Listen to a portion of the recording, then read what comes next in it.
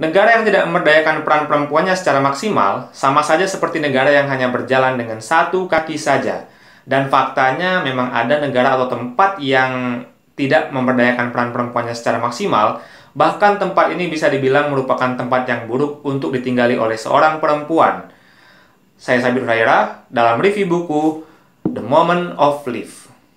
Buku setebal 350 halaman dan terdiri dari 9 bab ini merupakan karangan dari Melinda Gates, yang merupakan istri dari Bill Gates, salah satu orang paling kaya di dunia pada saat ini. Jadi ceritanya si Bill dan Melinda Gates ini mendirikan sebuah yayasan yang bernama Bill and Melinda Foundation, di mana yayasan ini bergerak dalam bidang filantropi.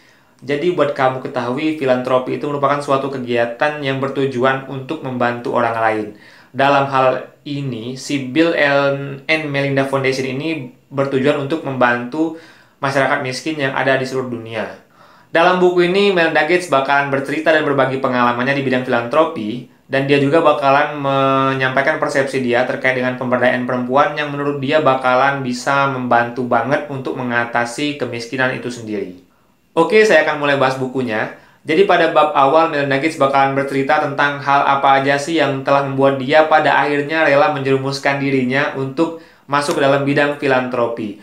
Dia bercerita tentang pengalaman yang dia temui di lapangan, pengalaman yang sedih-sedih lah gitu kan. Dan dia juga mengatakan bahwa dia bertemu banyak orang dan sosok yang benar-benar menginspirasi dia untuk menjerumuskan dirinya masuk dalam bidang filantropi.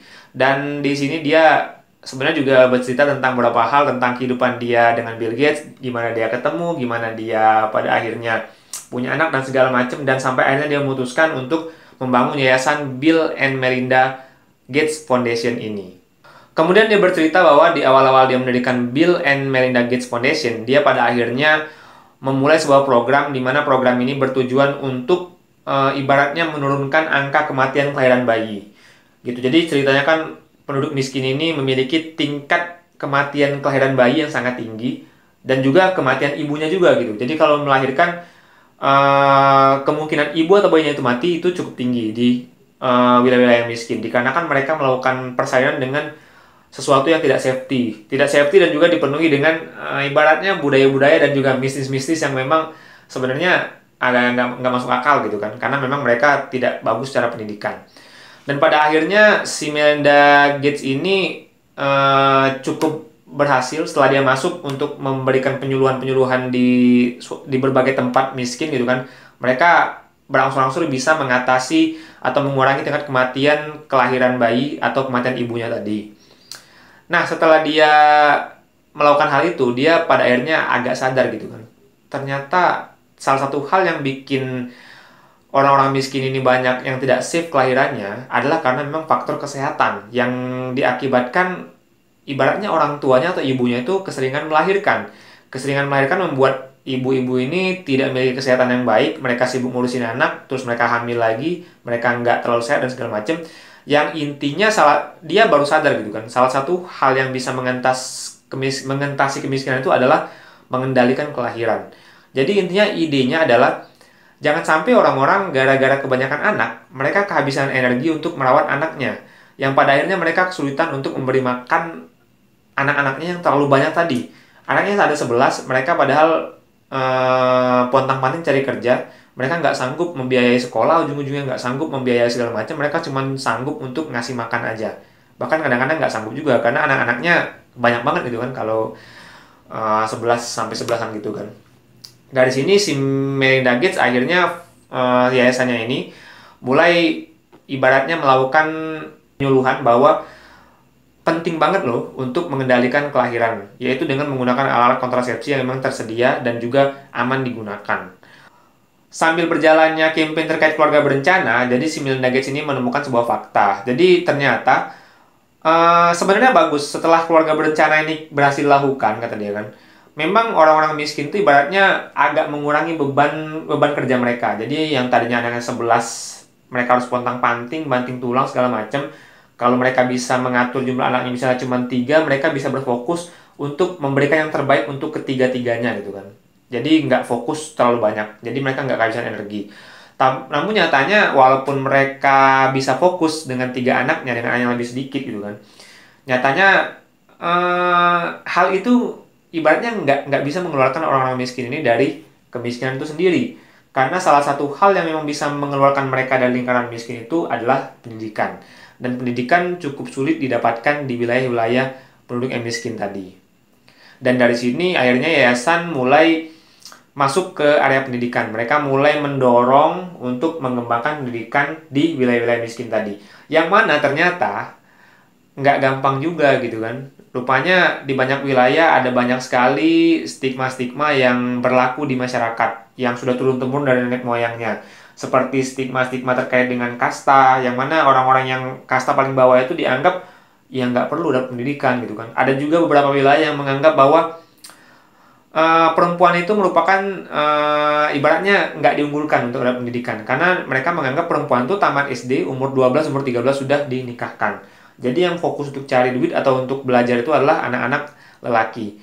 Dan ini yang susah tuh di sini sih, kata Melinda Gates. Dia berusaha bersama yayasannya untuk merubah stigma masyarakat dengan melakukan penyuluhan-penyuluhan. Dan ini nggak bisa dilakukan dengan ibaratnya langsung-langsung aja gitu kan, karena bakalan banyak dapat penolakan dari masyarakat, apalagi dari orang-orang yang memang masih memegang teguh budaya mereka masing-masing.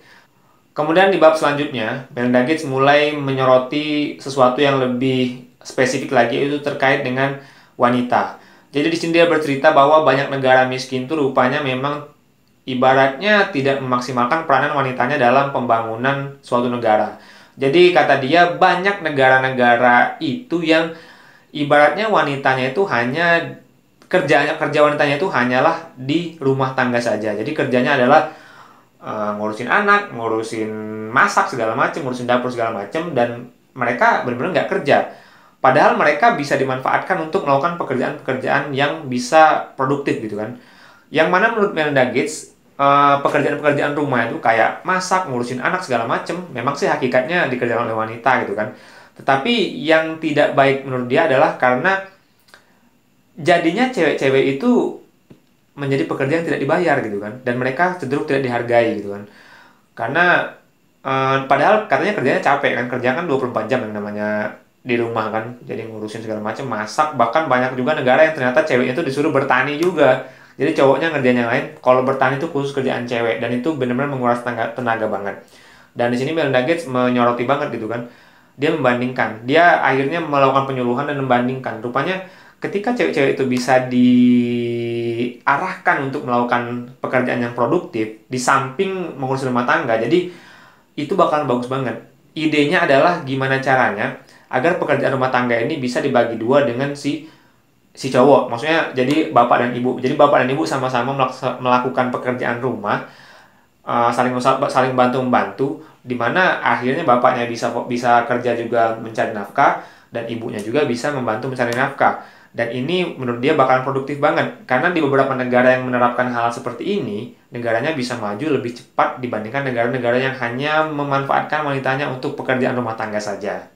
Selanjutnya dia mengatakan bahwa negara-negara yang tidak memberdayakan perempuannya secara maksimal, ya perempuannya cenderung nggak punya kekuatan dalam masyarakat.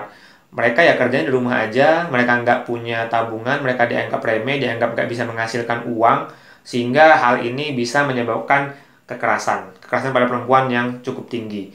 Dan ini juga menyebabkan perempuannya itu ibaratnya banyak yang menikah di bawah umur, dan ini jelek banget. Bahkan di sini banyak diceritain di wilayah-wilayah sana itu, maksudnya negara-negara yang seperti itu. Jadi banyak, biasa aja sih perempuan tuh nikah umur 12 tahun, umur 11 tahun. Saya nggak bisa bayangin terus terang kalau 12 sampai 11 tahun udah dinikahin. Memang yang nggak bagus banget gitu kan buat si ceweknya itu. Jadi kata dia, orang-orang di sana itu cewek-ceweknya itu merasa pernikahan itu bukanlah hal yang indah. Dia ngerasa pernikahan itu merupakan hal yang mengerikan, karena mereka pun biasanya menikah dipaksa oleh orang tua mereka. Kemudian pada bab akhir, Melinda akhirnya kembali ke negara dia sendiri. Jadi dia nyeritain tentang Amerika Serikat, yang menurut dia sih sebenarnya ada banyak sih negara-negara yang sebenarnya udah membolehkan wanitanya untuk melakukan apa saja. Tapi pada faktanya, negara-negara ini sebenarnya masih saja ibaratnya mendiskriminasi wanita. Sebagai contoh, ada negara-negara seperti ya negara A gitu kan, yang kata dia dengan jabatan yang sama biasanya wanita itu memiliki gaji yang lebih rendah daripada laki-laki, dan itu biasanya diatur dalam undang-undang. Dan itu ada banyak banget terjadi di negara-negara maju sekalipun. Bahkan di Amerika Serikat, kata dia, sampai sekarang pun tidak mewajibkan perusahaan untuk membayar gaji untuk cuti melahirkan dari seorang wanita. Yang mana menurut saya sih, kalau di Indonesia kan masih dapat gaji kan, walaupun kita melakukan cuti melahirkan gitu. Jadi dia menyoroti hal seperti itu yang terjadi bahkan di negara-negara maju yang ada di seluruh dunia. Nah, pada akhirnya Mendagis ini mengatakan bahwa dia punya persepsi bahwa jika kita berhasil untuk memaksimalkan peranan wanita dalam segala kegiatan, artinya para pria dan para wanita bisa bersatu untuk meningkatkan hal apapun, ekonomi, sosial, dan segala macam. Dan ini bagus banget. Artinya semakin kita nggak bisa memberdayakan wanita, artinya kita sama saja membiarkan cowok-cowok bekerja sendirian tanpa melibatkan peranan serta wanita di dalamnya. Dan di sini dia menegaskan banget bahwa kalau memang kita mau keluar dari kemiskinan, salah satu hal yang memang perlu kita lakukan adalah memaksimalkan peranan dari si perempuan itu sendiri dengan cara memberdayakan dan ibaratnya kesetaraan gender lah kan antara laki-laki dan perempuan, agar masing-masing pihak dapat bekerja sama dengan lebih baik untuk meningkatkan segala aspek dalam kehidupan kita sehari-hari. Nah, itulah tadi yang sudah dibahas dalam buku ini. Jadi saya sendiri setelah baca buku ini ngerasa bahwa kita sebagai negara Indonesia itu merupakan sebuah negara yang saya syukuri banget gitu kan. Karena kita sebenarnya untuk kesetaraan gender itu udah bagus banget. Jadi ibaratnya untuk cewek-cewek itu nggak ada dikekang masalah pendapat segala macem. Kita ibaratnya jarang lah saya temui praktek-praktek yang ibaratnya memperbudak wanita dan segala macem, memaksa pernikahan di bawah umur segala macem. Jadi menurut saya sih negara kita termasuk negara yang bagus banget dalam memaksimalkan peranan perempuannya dalam kehidupan sehari-hari. Kemudian buku ini terus terang bakalan bikin mata kamu sering berkaca-kaca, karena Melinda Gates ini banyak banget ceritain tentang hal-hal yang sedih banget dari berbagai belahan dunia yang paling dalam gitu, yang paling menyedihkan tentang kehidupan orang-orang miskin, terutama perempuan-perempuannya gitu kan, gimana mereka menjalani kehidupan dan segala macam. Itu terus terang bikin saya sedih-sedih banget. Dia juga nyeritain tentang banyak cerita-cerita kehidupan rumah tangga dia gitu kan. Rupanya saya nggak nyangka gitu kan, Bill Gates, salah satu orang paling tajir di dunia, itu rupanya nggak sekeren itu gitu kan hidupnya. Ternyata mereka tetap menjalani kehidupan dengan hal-hal yang sederhana saja gitu. Untuk rating sendiri, buku ini sudah dapat rating 4,3 di Goodreads.com dan sudah di-voting oleh 32 ribuan user di Goodreads.com. Dan kalau saya yang diminta untuk voting, terus terang waktu saya baca 3/4 dari buku ini, saya masih ngasih rating bintang 4. Tetapi setelah saya baca keseluruhan bukunya, saya absolutely yakin banget untuk kasih rating bintang 5 untuk buku ini. Karena buku ini bagus banget, dan saya rekomendasiin banget kamu baca buku ini karena isinya bagus banget dan menggugah hati kamu banget untuk care dengan orang-orang miskin, terutama orang-orang miskin yang ada di seluruh penjuru dunia ini. Nah, sekian dari saya. Semoga review kali ini bisa membantu kamu menentukan bacaan kamu selanjutnya. Kalau kamu suka silakan like, kalau nggak suka silakan dislike. Akhir kata, terima kasih.